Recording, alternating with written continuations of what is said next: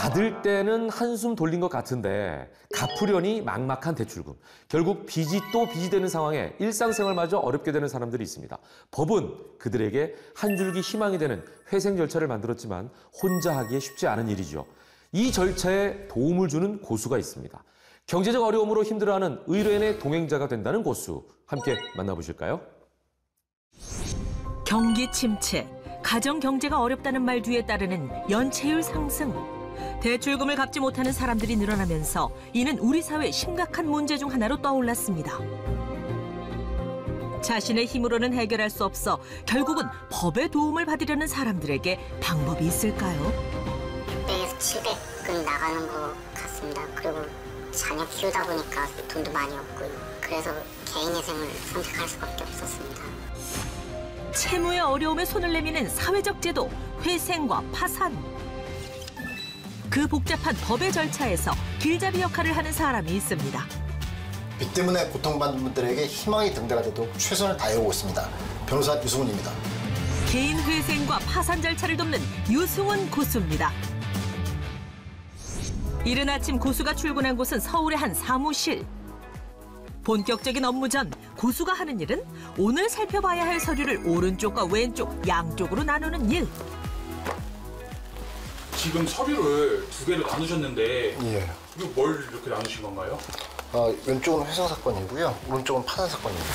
회생, 파산, 이 차이점은 뭔가요?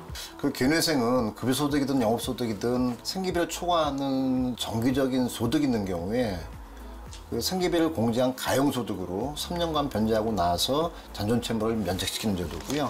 그 개인 파산은 그런 정기적인 소득이 없든지 있어도 생계비 미만인 경우에 고려할 수 있는 절차입니다.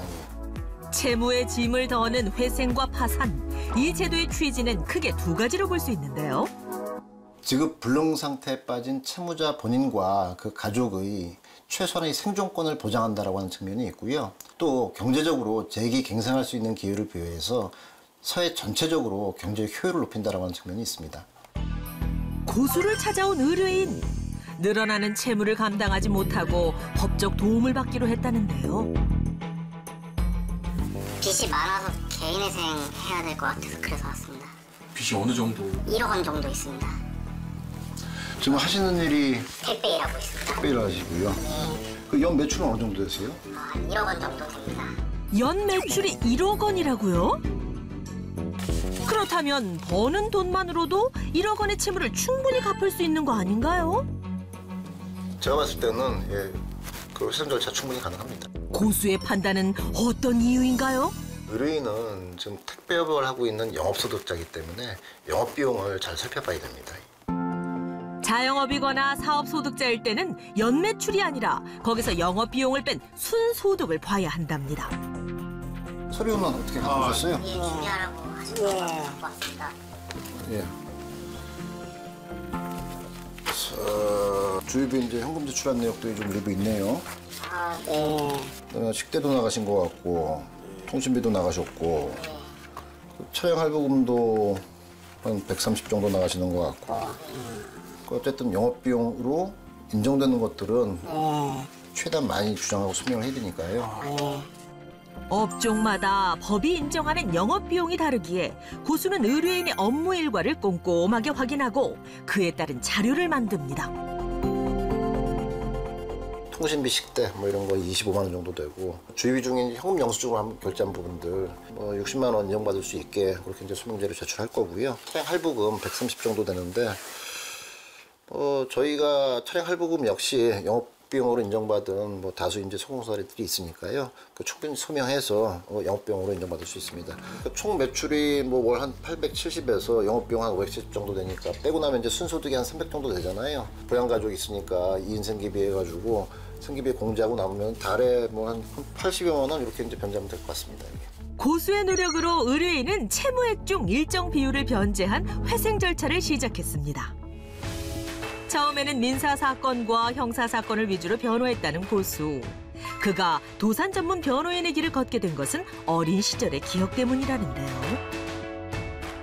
제 유년기 때 주변의 친족이 빚 때문에 극단적인 선택을 한 일이 있었습니다. 그 당시에는 개인회생 파산제도 자체가 없었고요. 그 빚 때문에 고통받는 분들이 이런 제도의 도움을 받았으면 하는 마음에 시작하게 됐습니다. 도산 전문 변호사가 되면서 지금까지 법원에서 회생과 파산으로 결정받은 것만 약 4만 건.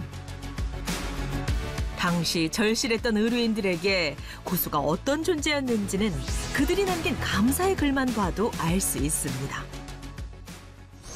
이렇게 찾아오는 의뢰인들은 각자의 사정도 사연도 다양한데요. 고수를 찾아온 한 여성 의뢰인. 제가 이것저것 사업을 하다 보니까 빚이 한 2천만 원 정도가 생겼습니다. 이제 이거를 예전에는 저희 남편이 조금씩 갚아줬는데 파산을 한번 생각을 해보는 중인데 주위에서 다들 그런 상황이면 파산이 어렵다. 왜 어렵다고 얘기를 해요? 남편이 아무래도 자산이 좀 있어서요. 채무자에게 배우자가 있을 경우 법원에서는 배우자 재산의 반을 채무자의 것으로 보는 경우가 많다는데요. 일단 지금 사는 지역은 어디세요 지금? 저는 서울에 서울이시고요. 관할 법원마다 실무 준칙이 좀 다릅니다. 지금 배우자 명의 재산을 어떻게 취급할 것인지 또 그 취급을 할 때 있어서 탕감을 어떻게 할 것인지 등등에 대한 차이가 크기 때문에요. 그 관할 법원이 어딘지를 일단 확인을 하고 그리고 그 법원의 실무 준칙이 어떻게 되는지를 확인하는 게 가장 기본입니다. 고수가 확인하는 것은 배우자 재산 형성에 의뢰인이 얼마나 기여했는가에 대한 부분입니다.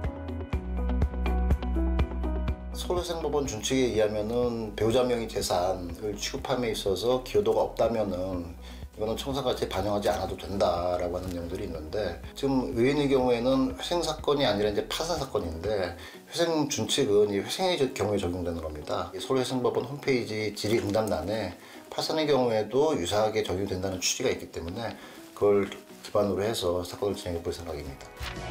의뢰인의 사정을 깊이 공감하고 법의 테두리 안에서 짐을 덜어주려 노력하는 고수. 한국 사회가 좀 더 부유해지고 건강해져서 빚으로 고통받는 분들이 좀 줄었으면 하는 바람이고요. 그럼에도 빚 때문에 최소한의 생존마저 위협받는다면 회생파산 제도의 도움을 적극적으로 받아보길 그렇게 바라봅니다. 유승훈 고수의 1%의 비밀은 의뢰인의 상황에 따라 맞춤으로 적용하는 경험입니다.